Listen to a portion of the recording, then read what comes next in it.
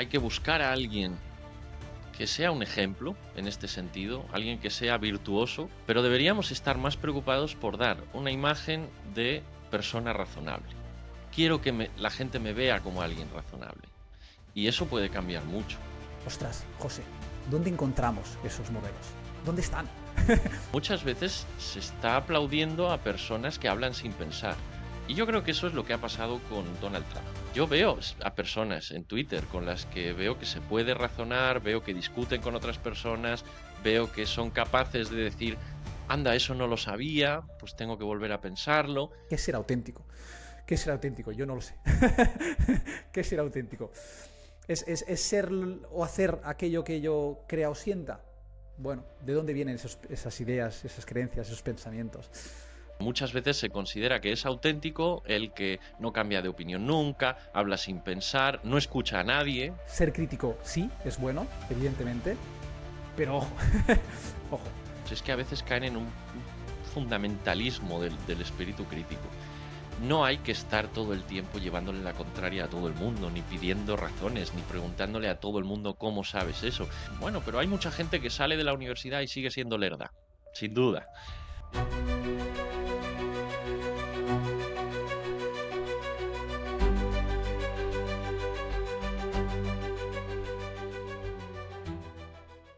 José, ¿qué tal? ¿Cómo estás? Hola Axel, muy bien, gracias. ¿Qué tal tú? Pues muy bien, pues muy contento de tenerte aquí, José. Para poner en contexto un poco a los faladictos que nos escuchan, un seguidor de la cuenta me escribió un día y me habló de ti. Me dijo que sería muy interesante que te contactara, que podrías aportar muchísimo a esta comunidad, ¿no? A la de Faladictos. Así que te escribí. Y bueno, aquí estás. Es un placer tenerte con nosotros, José. Así que nada, bienvenido. Muchas gracias Axel. Es un placer para mí también estar aquí y gracias por la invitación. Bueno, pues me alegro. Nada, pues voy a empezar probablemente con la pregunta más difícil de todo el podcast, ¿no? O al menos para mí. Hay una idea, José, que repito a menudo aquí y que creo, aunque no estoy del todo seguro, que leí en Henry David Thoreau. Cuando nos preguntan quiénes somos, solemos responder con nuestra profesión, ¿no? Decimos, somos médicos, empresarios, lampista, arquitecto, profesor. Quizá lo hacemos para resumir nuestra identidad y hacerla más comprensible para los demás, pero aun sabiendo que esta pregunta te obliga a simplificar, te la lanzo, como se la he lanzado también a otros invitados que han pasado por este podcast. ¿Quién eres, José? ¿Cómo te definirías? Pregunta difícil, lo sé.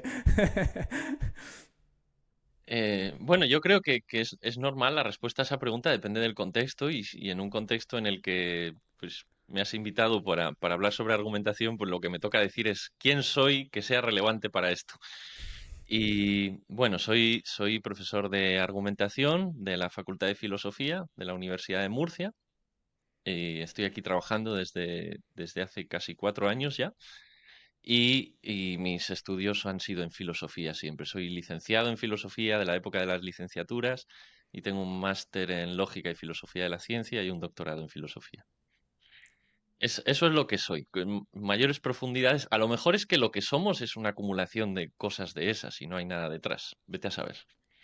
Qué bueno, qué bueno. Y además de esto, bueno, también seguramente eres muchas otras cosas, pero también has escrito un libro, ¿no? Un libro que de hecho, Sí. pues tenemos aquí, ¿no? Manual de argumentación y con el subtítulo del el ámbito de lo razonable. Un libro que la verdad, José, me pareció realmente bueno, porque me lo enviaste, bueno, junto con tu editor, me lo enviaste para que lo leyera. Y la verdad es que, ostras, me ha sorprendido mucho, porque me ha gustado mucho.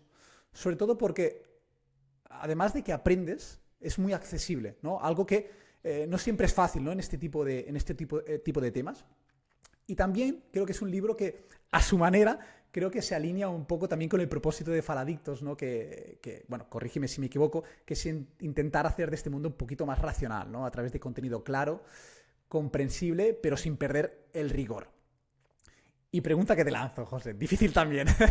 ¿Crees que realmente podemos llegar a un mundo donde razonemos y argumentemos mejor a través de la educación? Sí, yo creo que sí. Pensaba que me ibas a preguntar algo más, más problemático, pero desde luego mejor podemos. Eh, Claro, es que a veces en algunas entrevistas que he hecho en la radio o en algún sitio, o incluso hablando con gente, me preguntan si la argumentación va a cambiar el mundo o cosas así, o si argumentamos mejor, entonces pues se acabarían muchos problemas sociales. Y ahí es donde pues no puedo exagerar tanto. Quiero vender el libro, pero pero tengo un mínimo de honestidad. Pero desde luego que puede mejorar. Te agradezco muchísimo que hayas formulado la pregunta de esa manera. De eso sí estoy seguro. Creo que se puede mejorar bastante, como argumentamos, y, y sobre todo creo que se puede mejorar la voluntad de argumentar. Porque lo que veo más a menudo, los mayores problemas, cuando a veces me preguntan, ¿cuál es el mayor problema que ves cuál es los argumentos defectuosos que más se repiten o los mayores errores que se cometen? Y el mayor problema que veo, pensándolo bien, después de mucho tiempo, creo que no es un problema de errores lógicos o que los hay, pero no es el mayor problema. El mayor problema para mí es la falta de voluntad de argumentar. Para argumentar uno tiene que estar abierto un poco a escuchar a otras personas y yo creo que con que cambiara un poco eso, nuestra actitud ante la argumentación y la voluntad, habría un cambio enorme. Sí, Absolutamente, absolutamente. Y qué difícil, ¿no? Es conseguir, ¿no? Que alguien se motive o que adquiera, ¿no? Esa motivación que estoy convencido, bueno, seguro que tú la tienes, José, y muchos de los que estamos aquí, ¿no? Enfadaditos también, pero qué difícil, ¿no? Es que las personas, ¿no? Tengan esa motivación. ¿Y cómo hacerlo? ¿Cómo podemos? No sé si tienes alguna idea. Ya sé que son preguntas muy, muy difíciles, ¿no? sí. Y cuya respuesta quizás no tengamos, pero ¿cómo podemos ¿cómo podemos tratar de motivar a las personas que realmente argumenten mejor o que intenten, como mínimo, ¿no? Que tengan esa voluntad, ¿no? Que mencionas tú. Mm. No sé si tienes alguna Eso respuesta para eso. es extremadamente difícil porque creo que estamos hablando de de la parte del ser humano que es más difícil de educar, que es el carácter. Cuando se trata de educar habilidades, pues se pueden enseñar reglas, se pueden enseñar principios, cosas que uno puede memorizar y luego conseguir que aplique, que es lo que ocurre cuando aprendemos matemáticas, por ejemplo, y, y bueno, pues es bastante más sencillo. Cuando hablamos de la voluntad o de la actitud que debemos tener hacia la argumentación, ahí estamos hablando de que hay que cultivar cierto tipo de carácter en las personas, y eso es dificilísimo. Hay muchas. Esto se ha discutido sobre todo en la ética antigua, en la ética griega y oriental, y más recientemente se ha puesto de moda en la segunda mitad del siglo XX. Y algunas de las respuestas que solían dar estos filósofos eran, hay que buscar a alguien que sea un ejemplo en este sentido, alguien que sea virtuoso, que es el término que se usa en filosofía, y tómalo como ejemplo y trata de imitarlo. Pero fíjate que eso también es muy complicado, porque uno puede cometer el error de decir, pues vale, pues voy a imitar su manera de andar. O como veo que tiene un ligero acento al hablar, ese acento lo voy a imitar. No, no es eso lo que hay que imitar. Son otras cosas. Y, y luego yo creo que creo que esto ya es muy especulativo, igual soy muy ingenuo, pero creo que deberíamos todos reflexionar sobre la imagen que damos, porque eso, bueno, eso lo hacemos, eso es inevitable en el ser humano, estamos todo el tiempo preocupados por qué opinan los demás de nosotros, pero deberíamos estar más preocupados por dar una imagen de persona razonable, por encima de persona que tiene cierto tipo de creencias. Por encima de eso, creo que lo más importante para nosotros debería ser, quiero que la gente me vea como alguien razonable. Y eso puede cambiar mucho, porque ya vamos a tener un poco más de cuidado cuidado no te pongas terco, cuidado no intentes manipular a nadie. Por ahí puede ir un poco el cultivo de las virtudes del carácter. José, esto es buenísimo. De hecho, me emociona y todo, ¿eh? De verdad, te lo digo que Es bonito. no, es muy bonito, ¿no? Sobre todo ostras, la persona razonable, ¿no? Tratar de, ostras, de adquirir ese, no sé si ese estatus, no sé cómo lo dirías tú, pero, ostras, y es algo que yo desde bien pequeño no sé cuándo, no sabría identificar, ¿no? El origen, pero he tratado, ¿no? de ser así, ¿no? De tratar de ser una persona razonable, que por otra parte es súper difícil, pero al menos de serlo para mí y también como ejemplo, ¿no? Para los demás. Mm. Y me asalta una duda, ¿no? A mí, de verdad, me ha mencionado mucho, ¿eh? Cuando has mencionado este concepto, ¿no? De persona razonable, me encanta, me encanta. Pero la pregunta que me hago, y que seguramente se hacen muchas personas, ¿no? Muchos faladitos, es, ostras, José, ¿dónde encontramos esos modelos? ¿Dónde están? ¿Dónde están que tanto los necesitamos ahora? Y seguramente cuando decimos esto, ¿no? Un poco en tono alarmista ahora, seguramente que en todas las épocas, ¿no? Ha ocurrido, ¿no? Siempre hemos necesitado estos modelos, pero hoy se habla mucho, ¿no? de las personas, ¿no? Que tienen más conciencia sobre estas cuestiones, que necesitamos, ¿no? Recuperar esos modelos. ¿Dónde los encontramos? O sea, ¿dónde están? Pues yo no creo que sea excesivamente difícil encontrarlos, pero lo que está claro es que no son los que destacan. Ese es uno de los problemas que tenemos en las sociedades modernas, por lo menos hoy en día. No son los que más llaman la atención, no son los que más aplausos reciben, em, porque creo que uno de los grandes problemas que tenemos, al que me refería antes, es precisamente que es que muchas veces se aplaude a, iba a decir al que sea más irracional, pero bueno, al que sea menos razonable, al que diga más barbaridades, y de hecho, una cosa que me llamó mucho la atención, espero no estar desviándome mucho del tema, pero muchas veces, a ver, para ser una persona razonable uno tiene que reflexionar un poco sobre lo que dice antes de decirlo. No es esa la esencia de ser razonable, creo yo, porque el ser razonable depende de cómo te relacionas con otros, no de lo que ocurre dentro de tu cabeza. Pero como mínimo hay que pensar un poco antes de hablar. Y yo creo que hoy en día muchas veces se está aplaudiendo a personas que hablan sin pensar, con la creencia errónea de que eso es sinceridad. Y yo creo que eso es lo que ha pasado con Donald Trump, por ejemplo. Es una persona que habla sin pensar, hoy dice una cosa, mañana dice otra completamente distinta, porque no va comprometiéndose con nada de lo que dice, y la apariencia que da es de que es sincero, porque no medita el discurso antes de... Entiendo por qué ha ocurrido eso, porque los estadounidenses llevaban décadas de discursos de republicanos y de demócratas muy medidos, muy calculados, en los que claramente se veía grandes matices de insinceridad. Pero el hablar sin pensar no es tampoco el indicativo de sinceridad. Es otra cosa, es hablar sin pensar. Entonces, el gran problema que tenemos es que los que destacan son precisamente los que no son ejemplos, pero yo creo que podemos encontrarlos.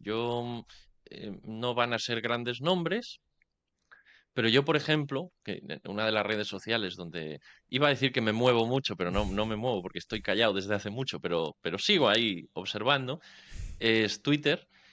Y yo me he encontrado yo veo a personas en Twitter con las que veo que se puede razonar, veo que discuten con otras personas, veo que son capaces de decir, anda, eso no lo sabía, pues tengo que volver a pensarlo. Ese tipo, una cosa tan sencilla como eso, ya es una persona a la que merece la pena escuchar. Es absolutamente de acuerdo, Mm, absolutamente de acuerdo. Y seguramente, ¿no? A lo mejor también estamos un poco enfadaditos, por ejemplo, lo hemos hablado, ¿no? La heurística de la disponibilidad, ¿no? Que a veces pensamos, ¿no? Que como tenemos ejemplos constantemente, ¿no? De personas, sí, en este caso, ¿no? En redes sociales, de personas que dicen barbaridades, que lo que dices, ¿no? Que a veces se expresan sin pensar y nos pensamos, ¿no? Que todo el mundo es así, ¿no? Pero sí que es verdad que mm, hay muchas personas allí que realmente, ostras, se toman esto muy en serio, sí. También has mencionado, ¿no? Me parece curioso y estoy un poco reflexionando contigo, ¿no? La cuestión de Donald Trump, ¿no? Ostras, vivimos Mm, en una época, esta es mi impresión, en la que gusta el ser genuino, el ser auténtico, ¿no? A veces, ¿no? Que a lo mejor lo podemos diferenciar, ¿no? Con Donald Trump, pero por ejemplo en canales de YouTube, ¿no? La gente reacciona, son ellos, y a veces cuando somos nosotros, cuando soltamos a veces las cosas sin pensar, es como que hoy en día se premia eso, ¿no? El ser genuino, el ser auténtico, ¿no? A veces, bueno, expresarse, pues lo primero que nos viene. Entonces, bueno, no sé si, curiosamente, veo que funciona. O sea, por ejemplo, los canales en YouTube que más funcionan son quizás estos. Estamos viendo también esto en la política, ¿no? Con Donald Trump. No sé si hay algo ahí que puedas identificar. Yo no lo sé, porque la verdad es que acabo de caer en eso ahora, pero me parece muy interesante, ¿no? Para reflexionarlo un poco. Y sí que nos estamos desviando, pero ahora seguro que nos volvemos a encarrilar. Sí, no, pero tranquilo. Sí, a ver, sí es verdad que nos podemos desviar un poco, pero este tema Sí. me gusta. Hay Pues una, adelante, a- adelante. en, en el libro no lo menciono mucho, o sea, no lo hablo apenas de esto, pero sí hago una pequeña mención en una nota a pie de página en algún punto, si no recuerdo mal, a esta cuestión de la autenticidad. Y es algo que también ha sido bastante criticado desde la filosofía. Primero, porque no dice nada. Es que no significa nada. Ser auténtico, ser tú mismo. Recuerdo un filósofo que era muy, muy crítico, escribió un libro muy crítico con esta idea, que sostenía que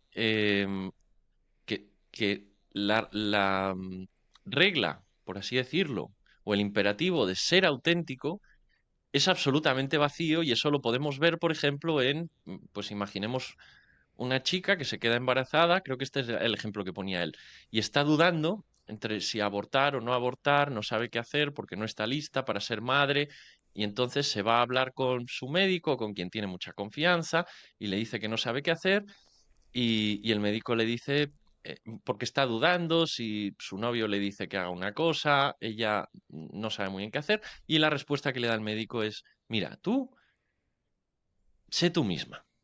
Decir, decide lo que tú sientas verdaderamente. Y claro, la chica sale de la consulta exactamente igual que como entró, porque eso no tiene contenido. Y ese es uno de los problemas que hay con este ideal de la autenticidad bueno, a mí no me gusta mucho. Pero el otro problema es el que has mencionado, que muchas veces se considera que es auténtico el que no cambia de opinión nunca, habla sin pensar, no escucha a nadie, es auténtico. Bueno, en realidad auténticos no somos nadie, a todos nos vienen las creencias que tenemos, a todos nos vienen de algún sitio, las hemos aprendido de alguien. Lo que pasa es que si no escuchamos y si no reflexionamos sobre ellas, la diferencia está en que yo no sé de dónde me vienen mis creencias y me creo erróneamente que son mías. Y por eso doy esa apariencia de autenticidad.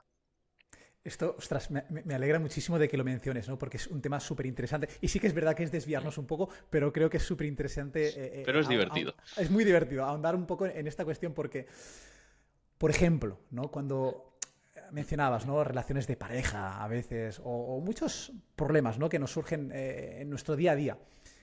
A lo mejor un amigo nos aconseja, ostras, pero haz lo que sientas, ¿no? Pero yo qué siento o qué pienso yo, ¿no? ¿De dónde vienen esas creencias? ¿De dónde vienen esos pensamientos, ¿no? Sea auténtico, es decir, haz lo que tú creas, como eres tú, pero ¿qué soy yo? ¿No? O sea, esto es un tema ya más filosófico, pero súper, súper interesante, ¿no? Y de hecho, es algo bueno, que lo suscribo plenamente y también estoy muy de acuerdo con la reflexión que has hecho. Porque, ¿qué es ser auténtico? ¿Qué es ser auténtico? Yo no lo sé. ¿Qué es ser auténtico? ¿Es ser o hacer aquello que yo crea o sienta? Bueno, ¿de dónde vienen esas ideas, esas creencias, esos pensamientos? Bueno, es muy interesante, muy interesante. Pero en todo caso, para no enquistarnos en esta cuestión, que es... Por unirlo, por Sí, ver por qué esto sí está relacionado con la argumentación, mi mayor ¿vale? miedo es que muchas veces ser auténtico se entiende como no cambiar de opinión. ¿Vale? Si yo tengo una creencia y hablo con alguien, bueno, esto se ve mucho en el ámbito de la política. Yo tengo una creencia, hablo con alguien, la otra persona me da buenas razones para que yo dude de esa creencia y termino diciendo, "Mm, pues ahora empiezo a dudar, o más bien empiezo a creer lo contrario. Eso no está bien visto. Dice, pues ¿te dejas influir por cualquier persona o qué pasa? El ser auténtico muchas veces es ser un terco, ser un dogmático, Y eso es lo que me da miedo de ese ideal. Totalmente, totalmente. Bueno, seguimos un poco con... Tengo aquí Muy bien. preparada una guía de preguntas. Ahora hemos ido... Bueno, hemos bailado libremente, ¿no? Pero volvamos un poco a las preguntas. Y relacionándolo un poco, ¿no? Con todo esto, que me parece muy interesante. En el libro, y hablamos también un poco también del libro, ¿no? Que hay muchas cosas que tengo anotadas y que me parecen súper, súper interesantes. De hecho, me encanta, José, cuando en el libro cuentas que en una ocasión, ¿no? No sé si te acordarás, porque antes, detrás de cámaras estábamos hablando, ¿no? Que a veces uno escribe el libro y hace tanto tiempo que no se Sí, acuerda de cosas. Así que si no te acuerdas de alguna cosa, no hay problema. No hay problema, vamos a pero intentarlo. vamos a intentarlo, te lo refresco. Pero en el libro mencionas, ¿no? Que el rey Carlos II pidió a sus científicos, ¿no? Una anécdota que cuentas, que explicaran por qué un pez muerto pesaba más que ese mismo pez cuando estaba vivo. Los Sí, científicos, ¿no? Presentaron varias explicaciones ingeniosas y originales. Sin embargo, todo resultó ser una broma del rey, ¿no? Porque la afirmación era falsa. Lo curioso es, ¿por qué los científicos asumieron que era cierta? Porque en lugar de preguntarse como primera pregunta fundamental si realmente un pez muerto pesa más que un vivo, se centraron directamente en explicar por qué sería así. Es decir, este es un fenómeno que creo que es más común de lo que parece y a menudo las personas asumimos como verdadero aquello que debemos explicar, en lugar de cuestionarnos si lo que estamos intentando explicar es de hecho cierto. Esto me pareció fundamental, ¿no? En el pensamiento crítico, en todas estas cuestiones. No sé si puedes explicar o andar un poco en esta cuestión, pero me pareció muy, muy interesante, ¿no? Esta anécdota. sí.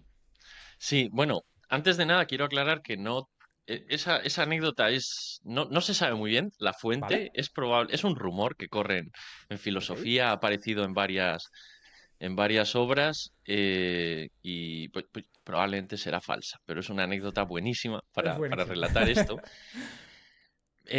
A ver, voy a dividir la respuesta en dos partes. La primera es específica sobre el caso del rey, que el rey en ese caso la anécdota se cuenta porque el rey había apoyado y había promovido la creación de la Royal Society en el siglo XVII en el Reino Unido y entonces era muy cercano a los científicos y estaba cenando con ellos, si no recuerdo mal, en ese momento.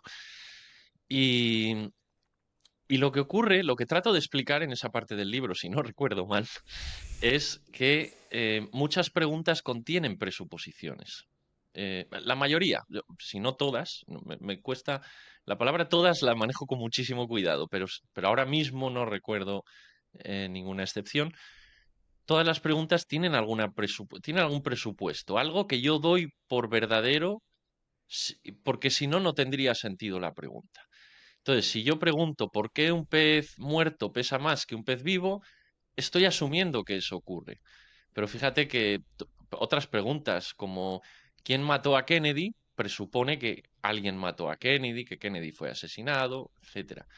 Em, y si un estudiante me pregunta cuándo termina la clase, está presuponiendo que la clase va a terminar en algún momento.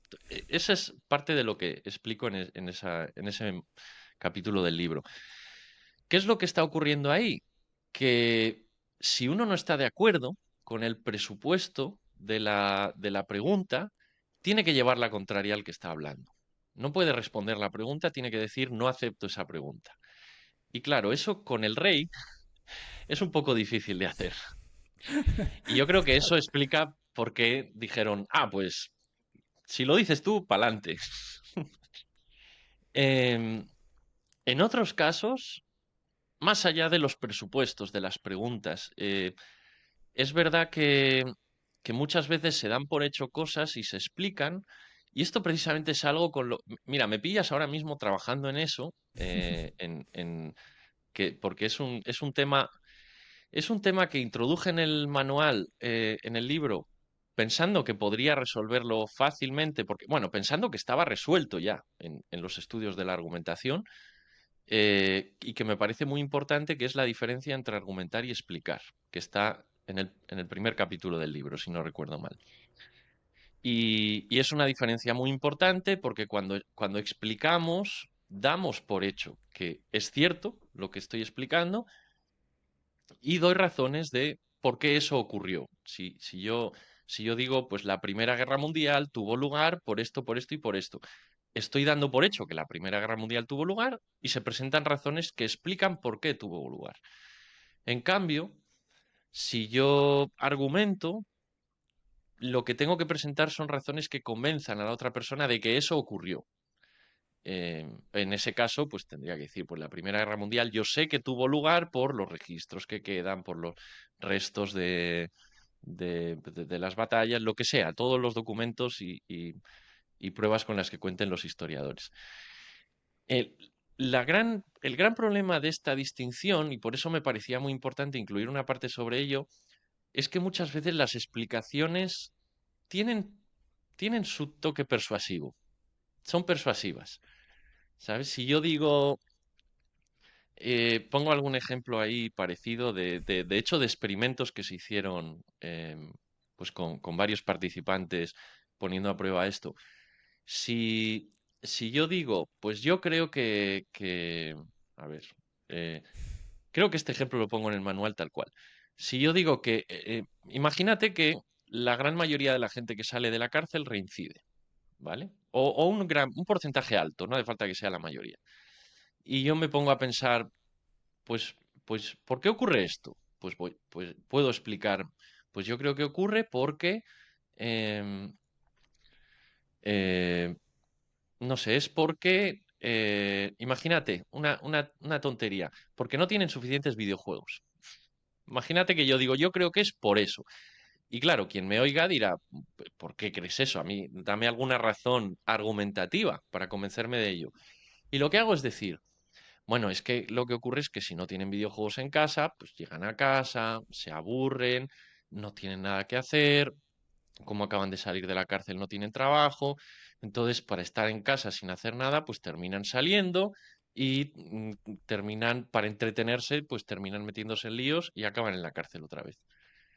Esto de repente suena más plausible, pero no he dado ningún argumento. Lo que he hecho ha sido explicar. Asumiendo que el problema es la falta de videojuegos, he explicado cómo sería la relación causal. Pero esto no debería convencer a nadie, que está en cuestión si el problema es la falta de videojuegos o no. Entonces, hay que tener mucho cuidado con esta distinción entre argumentos y explicaciones y asegurarnos de que cuando nos tienen que convencer de algo, que lo que nos den sean pruebas que de verdad nos convenzan de que eso ocurre, no una explicación especulativa sobre cómo podría ocurrir. Ahora, no es tan fácil distinguir entre una cosa y otra. Parecía que sí, pero se me está enredando un poco. Qué bueno, qué bueno. Lo que me ha parecido súper interesante, José, lo que mencionabas del rey, que quizás lo más razonable para esos científicos es hacer caso, ¿no?, al rey, porque es una figura de autoridad y quizá esto sea lo más razonable. Pero en otros casos, a lo mejor lo más razonable es pararse, distanciarse un poco, ¿no?, y decir, ostras, realmente tengo que investigar sobre esta cuestión. No sé, esto me ha parecido súper interesante porque a veces lo más razonable es curiosamente algo que a lo mejor no es lo más correcto. No en este caso, como por ejemplo lo que hacían los científicos con el rey. No sé si me he explicado, si no, pero seguramente Sí. lo has entendido, pero me ha parecido interesante, interesante. mm. Sí, yo creo que eso, si me permites, es Sí, simplemente razonable es que es una palabra con un sentido muy amplio. Yo trato de reflejar lo que es razonable en cuanto a qué cosas creemos. No uso esta expresión en el libro muy a menudo, pero estoy tratando de hablar de tener espíritu crítico. Pero claro, no idolatro tampoco el espíritu crítico. Si te estás jugando el cuello porque estás ante el rey, no te pongas a discutir con el rey sobre si el pez muerto pesa más o pesa menos, porque tampoco vale la pena. Hay veces, en ese sentido, sí, lo más razonable, pues es, oye, si tú ves que tu cuello está en juego, pues quédate callado, mira para otro lado, siempre y cuando sean cosas triviales como esa. totalmente. Y de hecho me encanta porque, bueno, yo también estoy escribiendo un libro, de hecho, José, no sé si lo sabías, pero en el Ah, prólogo, mira, José, escribo que una de las razones por las cuales estos temas me empezaron a apasionar, yo cuando, por ejemplo, discutía con mi madre, ¿no? Siempre me decía, ostras, esto tienes que hacerlo así porque lo digo yo, ¿no? Porque lo digo yo, y no me ofrecía razones, es un clásico, ¿no? No me ofrecía razones. Y esto de pequeño a mí me indignaba. Digo, ¿cómo que porque lo dices tú? ¿No? Y en el pensamiento quizás crítico dirían, ostras, no, esto puede ser una falacia lógica de autoridad, lo que sea. Vale, pero quizás lo más razonable en este caso es acatar, es hacer caso a mi madre, ¿no? Porque si no tengo las de perder. Tengo las de perder. Es decir, teniendo espíritu crítico, quizás podríamos decir, ostras, pero es que no me está dando razones. Está razonando mal, está argumentando mal, esto es injusto. Ok, es injusto, pero es mi madre y tiene la autoridad. Tiene la autoridad. Si no le hago caso, creo que tengo mucho que perder, ¿no? Las que tiene que perder soy yo. Mm. Entonces, bueno, esto me parece interesante. Me parece muy interesante, porque si de algún modo estamos siempre con el modo espíritu crítico, pensamiento crítico activado, a veces nos puede traer más problemas que otra cosa. Pero bueno, no sé qué opinas Sí, al respecto. sí, ese es un buen punto. Ese me gusta mucho que hayas mencionado eso, porque también me parece que hay, pues, afortunadamente hay ciertos grupos en las redes sociales, en internet, o incluso asociaciones que se juntan en persona, que tratan de promover el pensamiento crítico, tratan de promover este tipo de razonabilidad, como lo llamaría yo. Pero la parte mala de esto, por lo menos lo que yo he visto, lo que he conocido de estos grupos, es que a veces caen en un fundamentalismo del espíritu crítico. No hay que estar todo el tiempo llevándole la contraria a todo el mundo, ni pidiendo razones, ni preguntándole a todo el mundo cómo sabes eso. Usando una metáfora bélica que no me gusta mucho, pero que aquí es oportuna, yo diría, hay que saber elegir las batallas.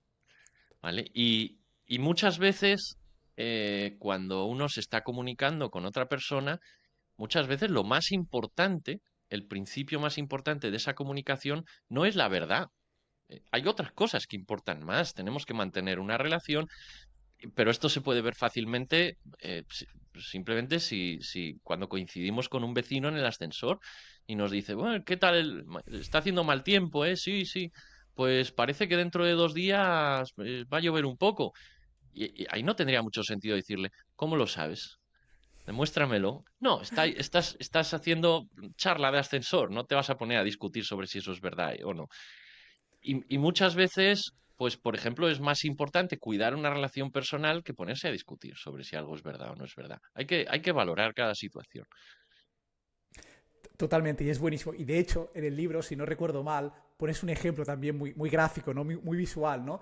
Cuando hablas de, no sé si es una mujer, ¿no? Que en la nevera hay queso, ¿no? Creo que es algo así, ¿no? Decías, ostras, si a Sí, mí, por ejemplo, con el compañero con el que vivo, por ejemplo, me dice que hay queso en la nevera, no me pondré a desconfiar o le pediré, ¿no? Razones, pruebas, evidencia, ¿no? Porque realmente pues, entraríamos en una discusión quizás baladí, ¿no? Entonces, bueno, tenemos que a veces pues saber discernir, ¿no? En qué batallas, ¿no? mm. Nos enfrescamos, ¿no? Pero es Y muy que interesante. confiar en la gente, creo que eso es lo que trato de señalar en ese punto. Confiar en lo que nos dicen otras personas no implica necesariamente una falta de espíritu crítico, porque la confianza no es ciega, la confianza tenemos también un mecanismo de filtrado de creencias en función de quién nos habla, en función de lo que nos dice, y muchas veces podemos aceptar cosas sin necesidad de preguntar cómo lo sabes. Y está bien, eso también forma parte de la actitud del pensador crítico. Totalmente. Y seguramente los oyentes o los faladictos o yo mismo, ostras, seguro que estarán de acuerdo con esto que dices, pero se podrían preguntar, vale, José, pero ¿en quién confiamos? ¿No? Hoy en día, ¿no? Este es el problema, ¿no? Ok, está muy bien, Mm. está súper bien lo que dices y tienes razón y es muy razonable, pero ¿en quién confío, José? ¿En quién confío? ¿Confío en los científicos? ¿Confío en los políticos? ¿Confío en mi madre? ¿En quién confío? ¿Vale? ¿Cómo, cómo distinguimos, ¿no? Quién es una autoridad, quién no, quién confiamos, en quién no? Es un tema complejo, pero muy interesante. Sí, sí. Ahí para eso, bueno, por un lado, tenemos mecanismos sociales para eso. En nuestras sociedades, que actuales que son tan especializadas y el conocimiento se ha distribuido tanto entre distintas disciplinas, tenemos mecanismos para saber, mecanismos sociales que nos indican en quién podemos confiar y en quién no. Para eso están los títulos universitarios y para eso los pone la gente, los cuelga en la pared. Para lo que está diciendo un médico que tiene su título colgado de la pared es, puedes confiar en lo que yo te digo, porque yo me he titulado en medicina en tal universidad. Son mecanismos falibles, porque siempre se dice eso de, bueno, pero hay mucha gente que sale de la universidad y sigue siendo lerda, sin duda. Pero, en general, digamos que es más fiable confiar en alguien que tiene un título. Si quiero saber algo sobre astrofísica, que es el ejemplo que siempre pongo porque es muy complicada, pues creo que puede que haya gente que haya estudiado la carrera de astrofísica y haya salido de ahí sabiendo entre poco y nada. Puede ser, pero va a ser más probable que acierte si me fío de alguien que tiene el título. Pero aparte de eso, también podemos mirar simplemente otro mecanismo social que tenemos para esto es la reputación. ¿Qué, qué- qué, grado de aciertos ha tenido esa persona en cuestión? Y ya si hablamos de gente, pues de amigos, de familiares o incluso de científicos, y ya de políticos, en el caso de los políticos está claro. ¿Cuántas veces ha acertado? ¿Cuántas veces se ha equivocado? ¿Cuántas veces ha dicho cosas que luego resultaba que no eran verdad? Eso es algo que también se ha perdido en la política, si te fijas. Nadie lleva un conteo de cuántas cosas se han dicho y han resultado ser falsas. En el caso de Donald Trump, voy a volver a él muchas veces, pero es que es así. Los seguidores de Donald Trump no están llevando la cuenta de todas las meteduras de pata que ha cometido. Entonces, eso es importante también, eso forma parte. Forma parte del espíritu crítico el confiar en gente sin necesidad de pedirle razones, siempre y cuando yo me vaya fijando en qué medida esa gente ha ido acertando a lo largo del tiempo o ha ido metiendo la pata una vez detrás de otra. Mm. Qué bueno, qué bueno. Me quedo sobre todo en eso que mencionabas, ¿no? De, por ejemplo, en Faladictos, ¿no? Que realmente es una cuenta cuyo propósito, ¿no? Es de algún modo pues divulgar, ¿no? El pensamiento crítico, pero sí que es verdad que es importante no caer, ¿no? En el fundamentalismo, ¿no? Del pensamiento crítico. Es súper, súper interesante y me quedo con eso, porque a veces incluso lo reconozco, yo desde la cuenta lo sé, para intentar llegar, ¿no? A personas que sea fácil, que sea accesible, a veces caemos, ¿no? En estas simplificaciones, pero creo que es muy importante, ¿no? Tener muy presente esto que mencionas, ¿no? De ser crítico, sí, es bueno, evidentemente, pero ojo, ojo. Entonces me quedo con esto. Mm. José, vamos también a hablar sobre cuestiones que estoy convencido de que tú encuentras problemáticas. Y en el primer episodio de este podcast, ¿no? Tuvimos aquí a Chijón Ley Polanco, doctor en filosofía, y definió la falacia lógica como un argumento que parece válido, pero que en realidad no lo es. Ujú. Primero de todo, ¿qué opinas de esta definición y qué es una falacia lógica? Ya que probablemente plantea problemas, ¿no? El concepto de falacia, no sé si, bueno, nos podrías explicar un poco de forma fácil, Sí, accesible, para que entendamos. vale. Bueno, ya hemos hablado de esto, entonces sabes que Sí. yo tengo varios problemas con el concepto de falacia. Sí, principalmente que creo que no es tan útil pedagógicamente como se cree, pero además creo que es un poco, es poco, la definición de falacia es poco coherente. Pero bueno, solo para terminar de aclarar esto, para que la gente sepa lo que se va a encontrar, que lo tengo yo también aquí, para que la gente sepa lo que se va a encontrar si se compra esto, Los dos lo tenemos. no aparece la palabra falacia por ningún lado, me encargué bien de eso. Porque sí aparecen, esto lo tengo que decir porque luego me lo pueden echar en cara, aparecen nombres de falacias concretas. Sí, sí menciono el hombre de paja, menciono la petición de principio, pero creo que es más útil tratarlos como errores argumentativos. Más que ya, porque la palabra falacia me parecía mejor no usarla. A ver, pero Para entender, dime. ¿por qué te parecía interesante no usarla? O por entender. Porque es Bueno, voy a pasar a Sí, eso, vamos porque por pasos, es sí, muy sí. problemática, la definición es muy problemática. D- Tú me comentabas que en el podcast este se definía falacia como un argumento que parece válido, pero no lo es. En, a ver, bueno, esa es una definición un poco antigua de falacia en función, si la estoy interpretando bien, en función de lo que signifique la palabra válido. Porque tradicionalmente, válido significaba que el argumento era bueno, era correcto, según las reglas de la lógica deductiva formal. Y eso pues, se ha abandonado hace décadas ya, porque hay muchas dudas de que la lógica deductiva formal sea apropiada para estudiar los argumentos que utilizamos en el día a día. Y de hecho, en mi libro nadie va a encontrar simbolismos ni deducciones lógicas ni nada por el estilo. A mí me encanta la lógica formal. Yo soy profesor de lógica formal, también doy clase de eso. He traducido un manual, traduje hace años ya, un manual de lógica formal y me encanta leer sobre eso. Pero soy muy escéptico sobre su aplicación al mundo real, porque es un sistema muy, muy artificial.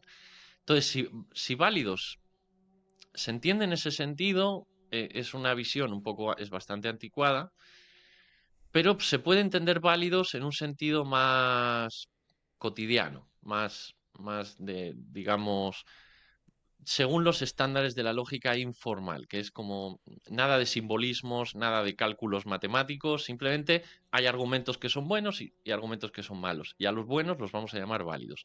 Si se entiende válidos en ese sentido, es mucho más plausible la definición, claro, pero me surge a mí el problema, que es otra cosa en la que insisto en el manual, de que no está nada claro que haya un dictamen objetivo de la calidad de los argumentos. O sea, ni yo como teórico de la argumentación, ni ningún teórico de la argumentación que oigáis o ningún manual de argumentación que leáis debería deciros, yo te voy a decir qué argumentos son buenos y cuáles son malos. Porque eso, en el momento en que hago eso, esto es algo que planteó un lógico australiano en la segunda mitad del siglo XX y me pareció una de las reflexiones más lúcidas que he leído. En el momento en que yo digo este argumento es bueno o malo, estoy dejando de ser teórico de la argumentación y me estoy situando dentro del debate, dentro de esa discusión. Porque no hay un punto de vista neutral desde el que decidir. Claro, hay argumentos en los que todos podríamos coincidir que son un absoluto desastre. Pero más allá de casos extremos, de absoluto desastre o calidad máxima de argumentos científicos, dentro de esos dos extremos que no son muy problemáticos hay un montón de cosas y esos son dudosos. Entonces, uno de los principales problemas que tengo con la palabra falacia es que cuando se usa parece que lo que se está dando a entender es la autoridad de la lógica dice que este argumento es inaceptable y eso casi nunca es cierto. Casi nunca hay una regla lógica que invalide completamente ese argumento. Y luego hay el último punto, el último problema que tengo con la palabra de falacia es, que y por eso no la he usado, que la definición tradicional de falacia es esa, efectivamente, es la de un argumento, vamos a quitarlo de válido. Un argumento que parece bueno, pero no lo es, o parece fuerte, pero no lo es. Pero en las listas tradicionales de falacias hay muchos errores argumentativos que no son argumentos. Por ejemplo, la pregunta cargada. Antes hablábamos de los presupuestos, de las presuposiciones, de las preguntas. Hay una falacia clásica, que es la falacia de la pregunta cargada, y que es cuando le pregunto a alguien, tiene lugar cuando le pregunto a alguien, por ejemplo, em, ¿cuándo vas a reconocer que has estado defraudando Hacienda los últimos 5 años? Esa pregunta la otra persona no puede responderla o si le digo, ¿has dejado ya de defraudar Hacienda? No se puede responder ni sí ni no sin cagarla. Eso es una pregunta cargada. Pero eso no es un argumento. Y siempre ha aparecido en las categorías de falacias, pero si falacia lo definimos como un tipo de argumento, eso no debería ser falacia. Y luego está el hombre de paja, que consiste en distorsionar lo que dice la otra persona. Eso tampoco está claro que sea un argumento. Entonces, por eso he preferido hablar de errores argumentativos en general, porque es una categoría donde creo que se pueden incluir más cosas que son importantes para la argumentación. Qué buen punto, José, qué buen punto. Mm. Y súper interesante. Antes, detrás de cámara, ¿no?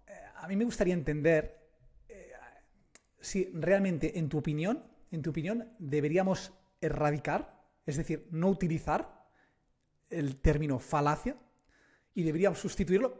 Ya sé que es una pregunta, ¿eh? Deberíamos sustituirlo por, por un error en la argumentación, por ejemplo. Y dos, yo antes te mencionaba fuera de cámaras, ¿no? Que te decía, ostras, me parece muy interesante, tú eres una persona muy docta, ¿no? Sabes mucho sobre estas cuestiones, pero, por ejemplo, en Faladictos, ¿no? Te decía antes, falacia, he sacado, ¿no? He lanzado un nuevo formato, ¿no? Que pone falacia del día, ¿no? Es algo muy visual, a la gente le encanta, ¿no? Y te permite llegar a muchas más personas, ¿no?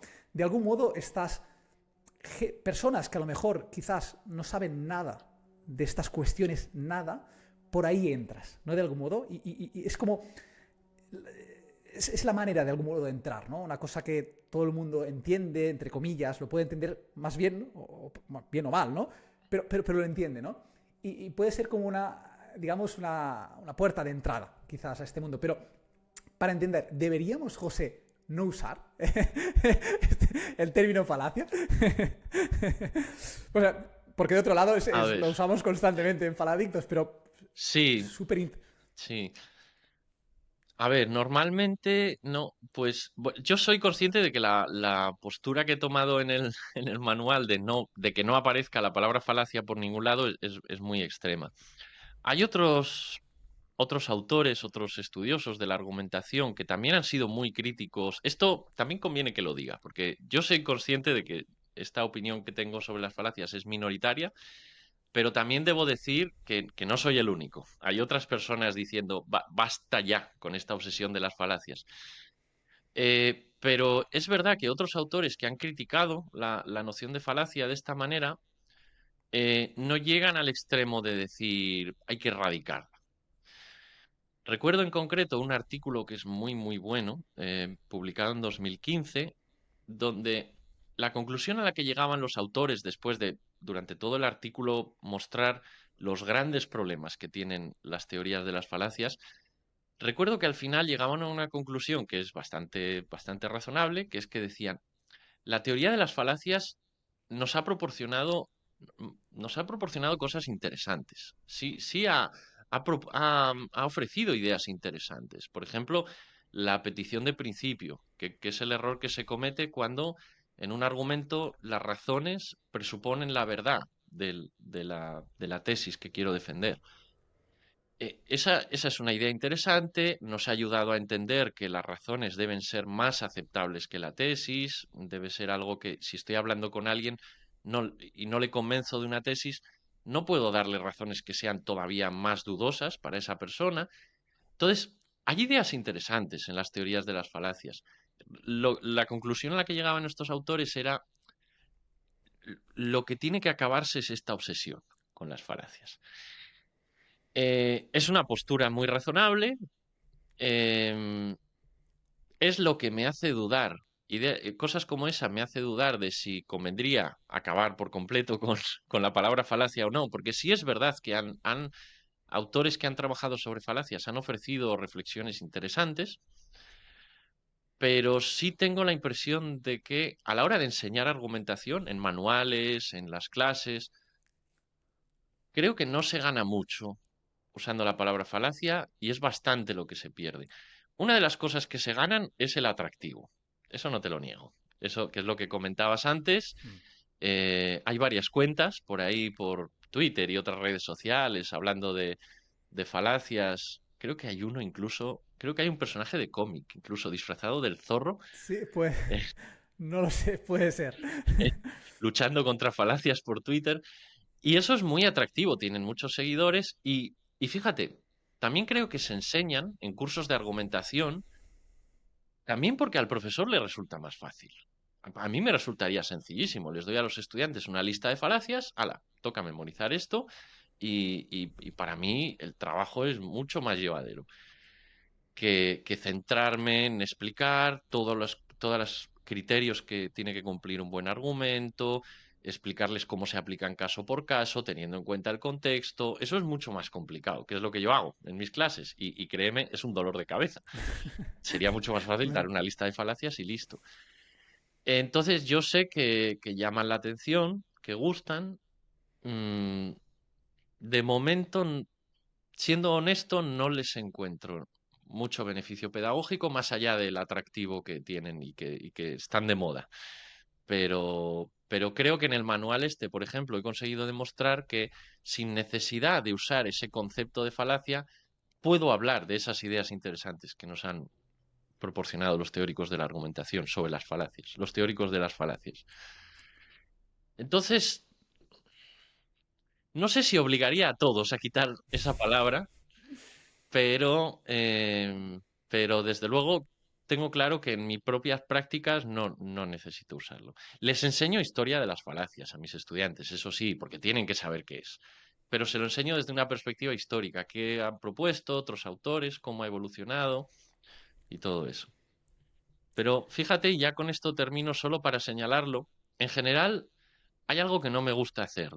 Yo trabajo en una facultad de filosofía y una cosa que a veces se hace desde las facultades de filosofía es decir, la gente habla mal la gente, todo el mundo comete este error y hay que corregirles.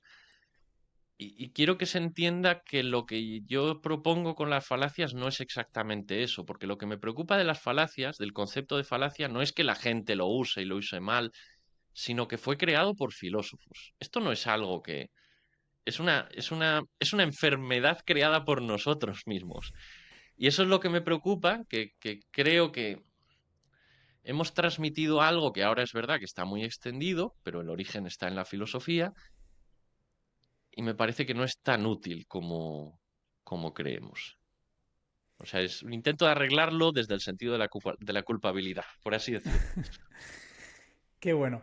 Y antes, José, me he dado cuenta de algo que ibas a decir irracional, ¿no? Y te ha costado, te costaba. Después lo has cambiado, ¿no? Has rectificado, has sido hábil y has rectificado rápidamente. ¿Por qué te No, da, no tan hábil. ¿Por qué te da tanto reparo de, mencionar, ¿no? La irracionalidad de alguien? Cuéntanos un Mm. poco. Porque me parece interesante. Esto es, sí, es una cuestión más bien filosófica. Hay una oposición tradicional, bueno, tradicional, pues, tiene, tendrá un siglo, no, creo que no tiene más de un siglo, entre lo racional y lo razonable. Y yo he subtitulado mi libro El ámbito de lo razonable con toda la intención, precisamente para distanciarme de lo racional. No te puedo dar una definición clara de cada cosa, porque depende del filósofo que leas, te va a dar una diferente. Pero así, en líneas muy generales, la concepción que se tiene de esos dos conceptos es la de que lo racional es una forma de pensar que está regida por cálculos matemáticos, por los cálculos de la lógica formal, de la que hablábamos antes y de la que soy tan escéptico. También es una forma de razonar egoísta, y aquí entramos en toda la teoría del individuo racional de la economía, em, y es una forma de concebir digámoslo, cómo deberían razonar las personas, que creo que es muy artificial y está muy equivocada porque deja, por ejemplo, de lado toda la ética. Frente a eso, yo he tratado de enfatizar lo razonable.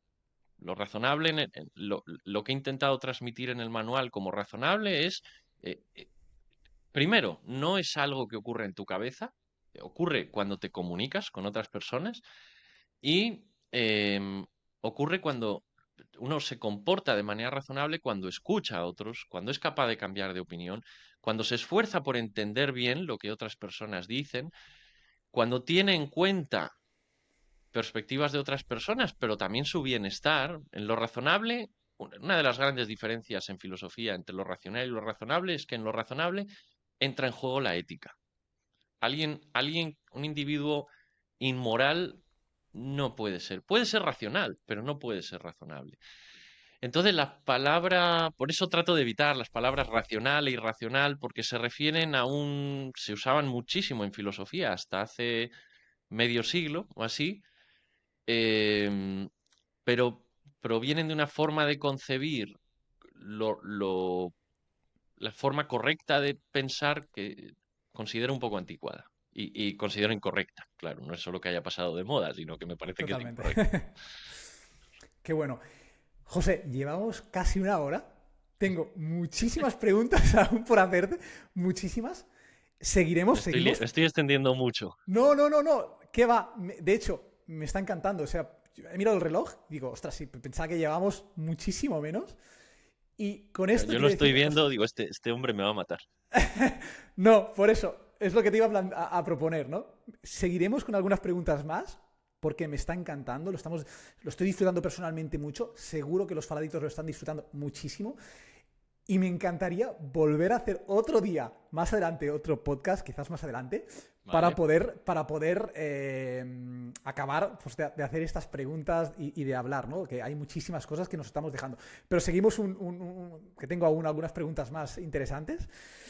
Y has hablado, ¿no? En tu libro hablas mucho de los criterios, ¿no? Para saber razonar, ¿no? Que mencionas, creo que hay 4 criterios, ¿no? Para evaluar la fuerza de un argumento. Ujú. ¿Cuáles son estos criterios, José? ¿Y Son, por qué y por qué son importantes? vale. Bueno, la aparición de estos cuatro criterios tiene que ver precisamente con este cambio de cuando se abandonó la lógica deductiva formal como herramienta para analizar y evaluar argumentos, empezó la lógica informal, que es simplemente el estudio de los argumentos en lenguaje natural, tal y como los presenta la gente, sin simbolizar nada. Pero claro, estaba el problema de, bueno, ¿y qué criterios usamos? Porque teníamos los criterios de la lógica formal, pero la hemos abandonado del todo y no está claro ahora cómo deberíamos evaluar argumentos. Hubo dos teóricos de la argumentación, en 1977, a los que se les ocurrieron, en primer lugar, eran tres criterios. Los tres primeros que presento en el manual son los tres que surgieron, que consisten, que son muy de sentido común. Eso es lo que espero que se vea en el manual. Lo razonable tiene que ser algo en gran medida de sentido común. Y si te plantean algo que va contra el sentido común, tiene que haber una justificación muy buena para eso y siempre el lector del manual siempre está en su derecho de ponerlo en duda. Y bueno, brevemente, los criterios son que cuando a uno le presentan un argumento, le presentan unas razones en apoyo de una tesis, como es la terminología que uso en el libro. Pues para que ese argumento sea bueno, en primer lugar, la razón debe ser aceptable, o las razones. Claro, si digo cosas que sé que son falsas, pues obviamente esas razones no apoyan nada y no voy a convencer a nadie. Luego, tienen que ser pertinentes para la tesis, tienen que tener que ver, por lo menos, con la tesis, no decir cualquier cosa que no tiene nada que ver. Y el tercer criterio era que tienen que ser suficientes. Fíjate que tener que ver es como lo mínimo, mínimo, por lo menos que haya alguna relación.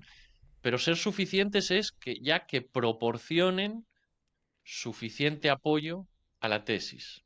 Mm, No necesariamente para aceptarla, porque al final para saber qué tengo que creer tengo que comparar argumentos de un lado y de otro. Pero sí que haya un apoyo significativo. Y el cuarto criterio, que surgió ya más tarde, en el año 2000, es un criterio que se refiere a la comparación de ese argumento o con otros argumentos o con información que está en el contexto, que debería haber tenido en cuenta el argumento y no la ha tenido. Imaginemos, por ejemplo, si que yo digo que pues que deberíamos, no sé, deberíamos defender cierta medida, ¿vale? Deberíamos, no sé, imagínate que tú y yo ahora pues nos proponemos, vamos a dejar de usar la palabra falacia y llegamos, y te explico por qué, y te doy mis razones. Creo que es perjudicial por esto, por esto, por esto otro. Y presento razones que son verdaderas, vamos a suponer, pertinentes para para la cuestión si se debe usar la palabra falacia o no. Por ejemplo, creo que fomenta el pensamiento simplista, pues eso es pertinente, y que sean suficientes. Pero imagina que hay también un conjunto de beneficios que tiene el uso de la palabra falacia que yo ni te he mencionado porque no me conviene, que me los he callado. Pues en ese caso, ese argumento sería defectuoso en el cuarto criterio, que es el que he llamado vulnerabilidad a objeciones obvias. Es decir, hay beneficios con el fin de acabar con una práctica, he presentado un montón de problemas que tiene esa práctica, pero me he callado los beneficios. Y son beneficios que, pues se supone que son conocidos, están en el contexto. Eso haría que el argumento fuera débil, porque no he incluido toda la información necesaria. Y esos son, con esos cuatro criterios, de momento hay otros, pero creo que de momento es lo mejor que tenemos para evaluar argumentos. Qué bueno, qué bueno. Y José, una pregunta muy básica, muy simple. O sea, ¿para qué sirve argumentar? Es decir, ¿para qué? O sea, ¿para qué argumentar? O sea, te formulo algunas preguntas. ¿Eh? Es decir, en el libro, ¿no? Explicas muy bien, ¿no? Cómo debemos argumentar, bueno, explicas muchas cosas, pero me surge, ¿no? Una cuestión que parece, ostras, pues súper simple, ¿no? ¿Por qué necesitamos argumentar y para qué argumentar bien? Y no solo eso, sino que una pregunta que me hago yo muchas veces es, ostras, si yo tengo mis creencias, ¿no? A través de la argumentación, ¿podemos hacer que alguien cambie sus creencias? No solo podemos, debemos. Y si nuestras creencias creemos que son valiosas, verdaderas, correctas, bueno, digamos como lo queramos, ¿no? ¿Tenemos el deber de intentarlo? Es decir, ¿tenemos el deber de intentarlo? O deberíamos hacer como creo que decía, no sé si era Saramago, y corrígeme si me equivoco, ¿no? Y no intentarlo, no hacerlo, porque el esfuerzo de convencer al otro es en el fondo una falta de respeto o una forma de colonización del pensamiento ajeno. Es decir, si tenemos, por ejemplo, las creencias que nosotros consideramos correctas, ¿no? Cada uno tiene sus ideas, debemos, a través de la argumentación, tratar de convencer a los demás. Es una pregunta a lo mejor muy tonta, ¿no te parecerá? Pero creo que me parece interesante. No, no, es una pregunta. Es una pregunta. Bueno, son dos preguntas Son dos preguntas, interesantes. son dos preguntas, son dos Voy, preguntas. voy a empezar por la segunda, porque creo que me voy a enrollar menos con esa, porque la primera me gusta mucho y eso es peligroso. Vale, vale. Em, Tenemos pero, tiempo, ¿eh? Tenemos tiempo, no te preocupes. vale. Te he dicho aquello más que nada porque sí que es verdad que hay muchas preguntas que no podremos hacer, Mm, pero que me encantaría poderlas hacer en otro podcast, en otro episodio más adelante, ¿eh? Y sí, tranquilamente. Pero tienes tiempo, ¿eh? Tranquilo. vale, Así que vale. No, adelante. sí, si quieres que lo hagamos en otro momento que sigamos, cuenta No, conmigo. perfecto, genial, genial. Perfecto. Vale, pues mira, a ver. En primer lugar, la cuestión de si debemos tratar de convencer a otras personas, tratar de, em, de cambiar sus creencias. Esa es una. He leído discusiones sobre eso en filosofía, o sea que no es una pregunta no está tan claro. Pero, y hay casos en los que es evidente que no debemos. Pues volvemos a lo que decía antes de que no hay que argumentar todo el tiempo.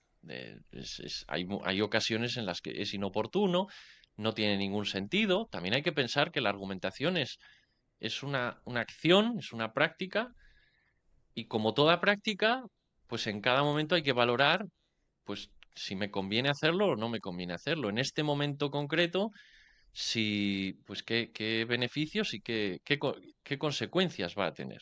¿Vale? Entonces, hay momentos pues, en los que no procede. Si yo estoy hablando con el rey y no estoy de acuerdo con lo que dice el rey, a lo mejor no es tan buena idea ponerse a discutir con el rey y no pasa nada.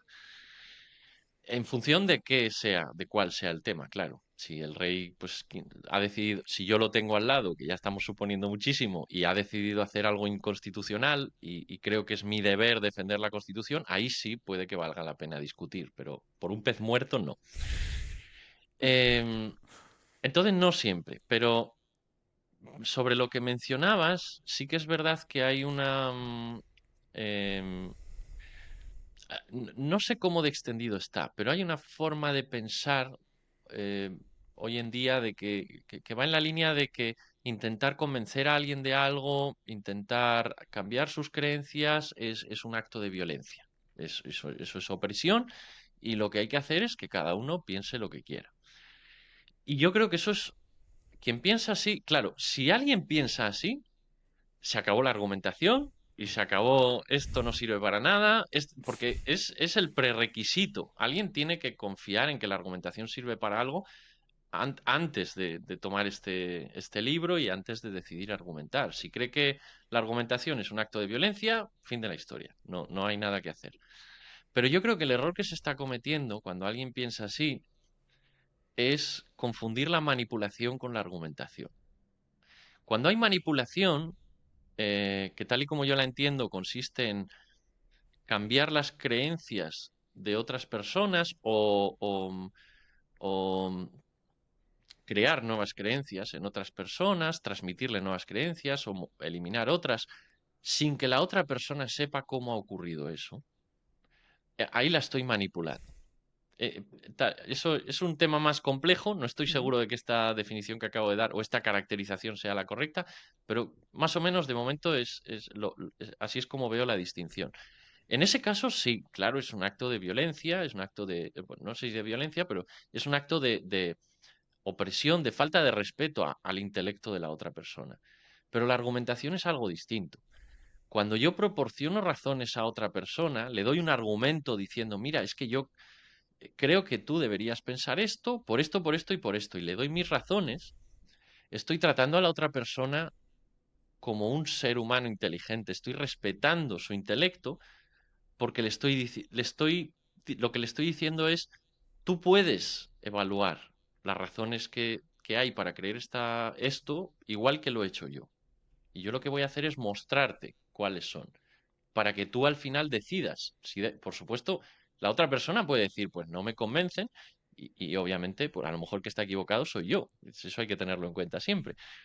Pero presentarle a otra persona las razones que tenemos para creer algo, yo creo que es un acto de respeto intelectual. Y de hecho, creo que es muy frecuente, no es algo que, pues, a veces hago yo y creo que todo el mundo lo hace, el no discutir con quien no respetamos intelectualmente. Si creemos que no es ¿Cuántas veces hemos oído? Con esta persona no vale la pena discutir. Discutimos solo con aquellos a quienes respetamos. Entonces, eso en cuanto a lo segundo que planteabas. No sé si yo lo estoy viendo como dos cosas distintas. No sé Sí, sí, si sí, más y o lo menos es. sientes Y son dos cosas Vale. distintas. Porque lo primero era ¿para qué sirve argumentar? ¿Por qué argumentar? Y este es un tema que me encanta porque estuve unos años trabajando en esto que te voy a comentar ahora, pero voy a tratar de ser lo más breve posible. Y es lo siguiente. A ver, ha habido, bueno, en psicología, cuando se empezó a estudiar la manera en la que razonamos, allá por los años 70, em, empezaron en los 60, empezaron. Hubo un pequeño shock, porque empezaron a hacer experimentos con personas, tratando de que resolvieran problemas, haciéndoles preguntas, y hubo un shock entre la comunidad científica y que después se trasladó entre la comunidad de psicólogos, que después se trasladó a la filosofía, porque se vio que aparentemente somos unos patanes absolutos resolviendo problemas. Problemas muy simples, no estoy diciendo que tengan que resolver raíces cuadradas ni nada por el estilo, sino razonamientos muy, muy simples. Tenemos problemas muy serios. Y durante varias décadas se creyó que, bueno, la conclusión obvia es que el ser humano es irracional y punto. No, no hay mucho más o sea, las pruebas están ahí.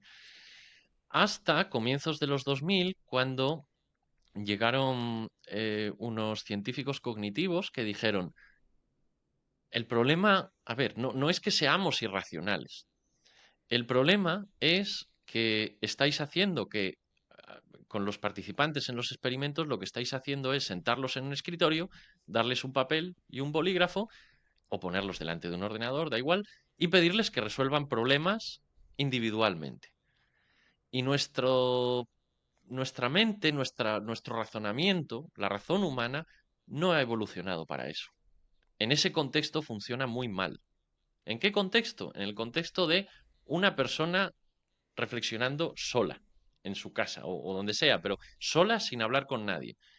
En ese contexto funciona fatal y por eso los estudios en psicología han mostrado que cuanto más reflexiona uno en solitario, peores son los razonamientos que van a salir y las creencias que va a tener porque se acrecentan nuestros sesgos y vamos a salir de ahí mucho más sesgados.